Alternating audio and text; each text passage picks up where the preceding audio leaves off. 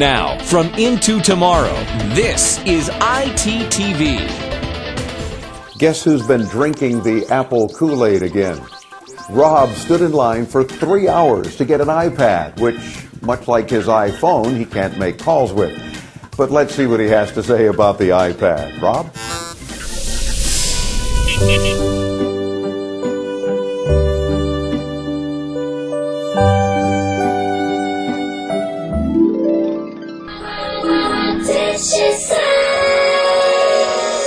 What you say? Yeah, I got an iPad. Well, of course I did. What you say? Yeah, it's all for the best. Of course it is. Rob, you're an idiot. You're absolutely right, Dave. It's not a big iPhone. We see it more like a big iPod Touch, a music store, movie theater, and library in one cool pad. Although it is much heavier than I expected it to be, you won't be holding this in your hands for too long.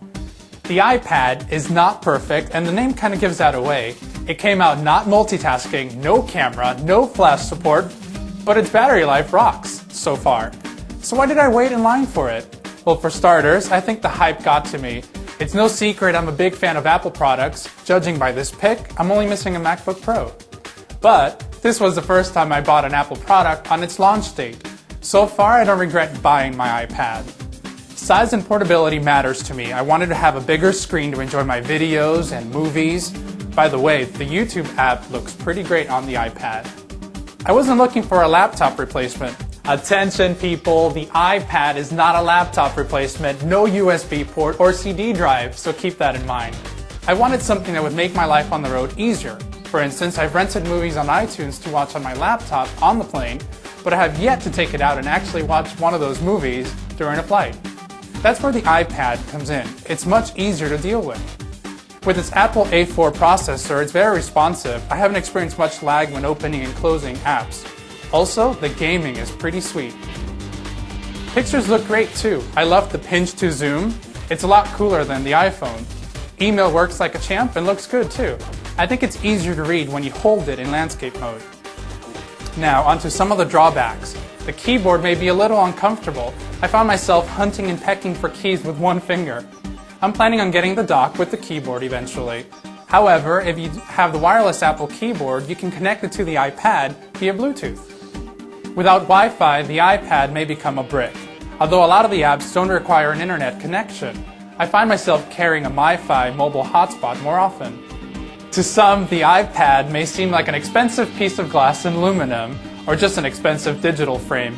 I ended up buying the 32GB Wi-Fi only version for $600. The least expensive version is $499 with 16 gigs. Or you can spring for the 64 gigs at a whopping $700. And if you want data at all times, the 3G version will be out soon, but will cost you $130 more than each of the Wi-Fi versions.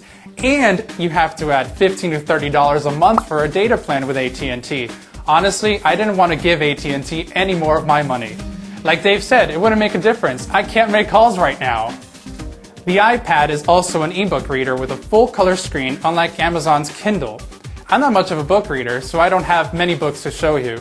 The little I read was cool. If you're worried about the screen being too bright, no problem. You can adjust the brightness right from the book. I actually downloaded more magazine apps, and I'm enjoying them. Some other noteworthy apps include Netflix. The streaming worked great, as long as you have a good internet connection. Weatherbug has cool webcams and more. Oh, and of course, the Into Tomorrow app. That was actually the first one I downloaded. My boss was proud. We're going to be looking at some of the cool apps and games you can play with the iPad on upcoming ITTV updates. So please subscribe to our video channel at myittv.com. That way you won't miss any of them. Overall, I'm pretty happy with the iPad. There's no other product like it right now. Sure, there's going to be lots of copycats later this year, but I think the iPad will do well. And if you don't like it, wait for version 2. It comes down to personal preference. I encourage you to check it out at an Apple store and talk to anyone that has bought one already. And before you judge it as impractical. Hey, thanks, Rob, for that fair and balanced report.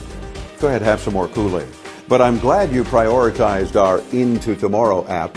By the way, you too can get our iPad, iPhone, iTouch app, and it's free. Just search Into Tomorrow on iTunes. You'll find our free podcasts and, of course, the app. By the way, we want to hear your thoughts about the iPad. Don't be shy with us. Tell us what you like and what you don't like. Did you get one? Do you plan to get one? Participate right now by calling toll-free 1-800-899-INTO. That's 800-899-4686. You can also send us a video response or leave a comment below.